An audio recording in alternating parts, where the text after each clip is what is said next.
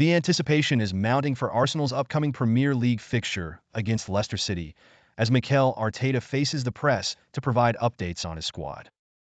"We have to wait another 24 hours," Arteta said regarding the fitness of his starting goalkeeper David Raya, casting uncertainty over his availability.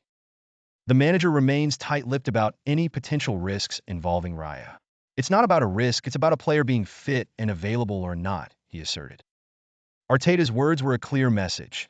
The focus is solely on the next match against Leicester, not future engagements, even if it's PSG in the Champions League.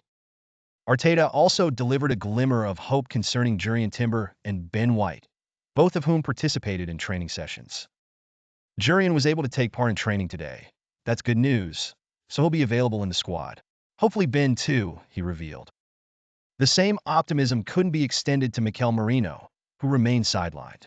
"Tomorrow is too soon. Next week we'll see. He had partial training today. He's been working so hard. It's looking good," said Arteta. Further adding to the pre-match drama, Arteta addressed speculation surrounding his relationship with Pep Guardiola, especially after the recent contest against Manchester City. "First of all, because I love him, I respect him, I admire him, and I admire his team and everything that he does. This is sport. One thing is our profession, another is our personal relationship," he clarified, dismissing any notions of rancor between them. On the playing front, Arteta expressed satisfaction with how his team has stepped up in the absence of key player Martin Odegaard. "I will be very pleased with how we got out of that. It's not just with Martin. He's obviously one of our best players and one of the players who has the biggest impact on the team in many ways, but there are many others as well. The team has coped exceptionally well," he said, reflecting on the tough fixtures and injuries his side has faced. Addressing queries about Arsenal's recent tactical approach, Arteta emphasized his belief in doing what's necessary to win.